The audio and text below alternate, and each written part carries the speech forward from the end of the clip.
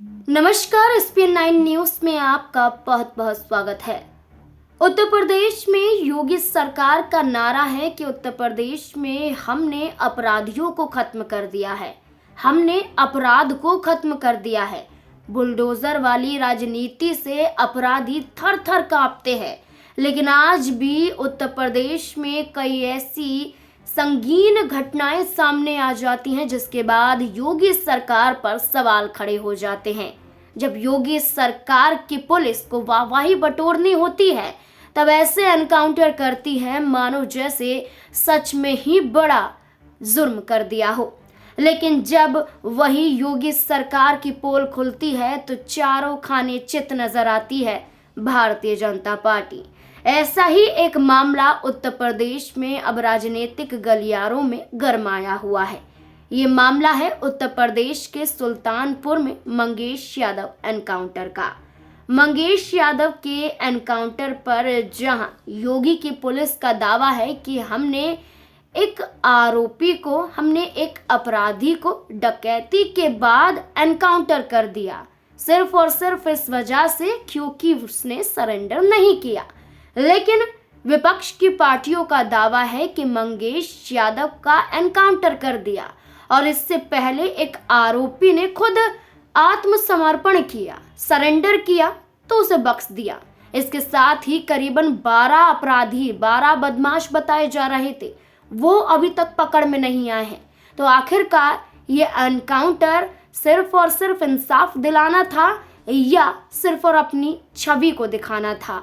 फर्जी एनकाउंटर का दावा करते हुए विपक्षी पार्टियों ने कहा कि ये जाति आधारित एनकाउंटर है। अब इस पूरे मामले में एक सीसीटीवी फुटेज भी सामने आई है।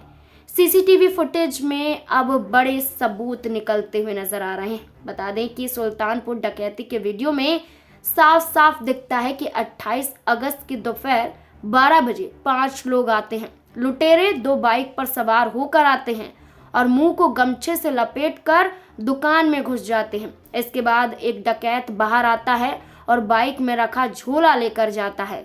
जब ये सब हो रहा है तो बाहर बैठे लोगों को इस बारे में कोई भी अंदाजा नहीं है कि यहाँ पर एक सराफा दुकान लूटी जा रही है। 2 लुटेरे सामान लूटते हैं जबकि 2 वहीं पिस्टल और कट्टा निकाल कर निगरानी कर रहे हैं और धमकी दे रहे हैं, जबकि एक लुटेरा गेट के पास निगरानी कर रहा है। हालांकि जब ये सब हो रहा है तब बगल वाले दुकान के लोग लगभग बेखबर हैं। लोगों को जानकारी तब हुई जब लुटेरे बाहर आते हैं।